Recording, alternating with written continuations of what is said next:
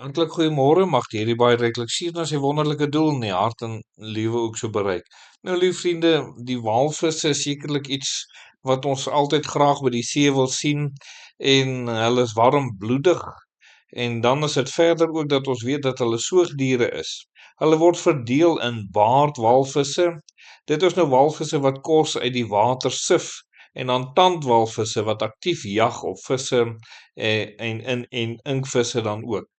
Die blou walvis kan tot 30 meter lank word en weeg ongeveer 150 tot 200 ton, wat sy gewig dan ook so is dan.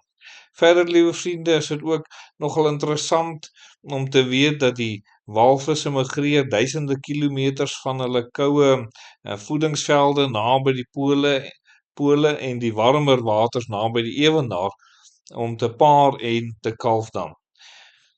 Liewe vriende, ons wil graag dan vanoggend ook so met u deel na aanleiding uit die woord van die Here oor dit wat die Here doen of eintlik hoe wonderlik die Here Jesus is.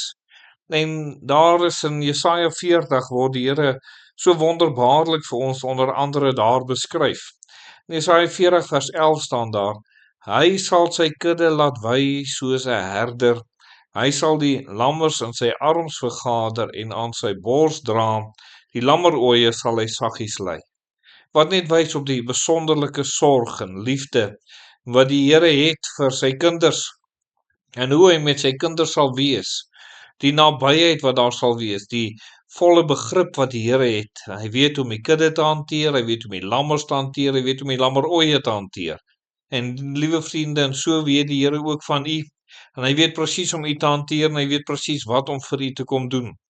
Wat hierdie teksvers nog meer indrukwekkend maak, liewe vriende, is dit wat in die volgende vers gesê word in vers 12, wat sê: Wie het die waters met die holte van sy hand afgemeet en van die hemele met 'n span die maat gemeet en in 'n drieling die stof van die aarde opgevang en die berge geweeg met 'n weegtoestel en die heuwels met 'n weegskaal. Nou liewe vriende, die antwoord doeteenvoudig niemand anders as die Here self kon dit doen. God alleen kon dit doen. As ons nou dink, walvis is geweldig groot, liewe vriende, dink aan die see. Hoe groot die see is, en tog sê die Bybel hierso dat die Here die waters met die holte van sy hand afgemeet.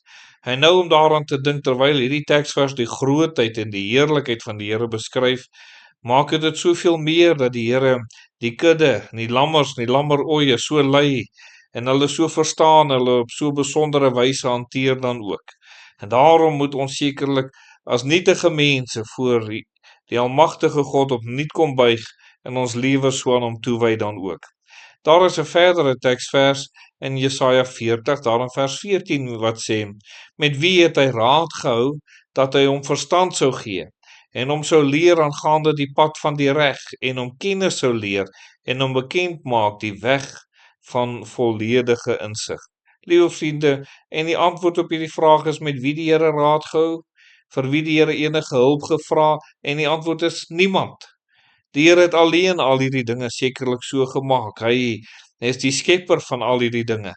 Die hemel en die aarde het hy geskape. Ons as mens het die Here kom skape en die wonderlike grootheid wat daar in die Here dan ook is.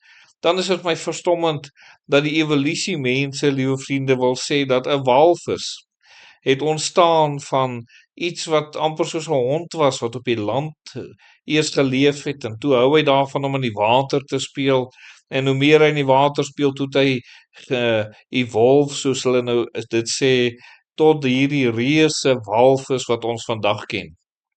Nou hoe kan iemand soveel nonsens glo, liewe vriende, terwyl dit baie makliker en groter sin maak om te weet God het doeteenvoudig die walvis gemaak. Wie sou hom raad gee? Wie sou hom verstand gee, liewe vriende? Wie sou vir die Here kennis gee om al hierdie dinge te maak? Wie sou hom insig gee? Niemand nie, God alleen het dit gedoen. En tog is daar mense wat hoogmoedig is om dit te aanvaar en voor die Here te buig. Wil u nie vanoggend kom en sê: Here, ek kom buig voor u, die almagtige God, en ek weet u weet die beste weg vir my en ek kom vertrou op u. En mag die Here so vir u seën. Kom ons bid dan.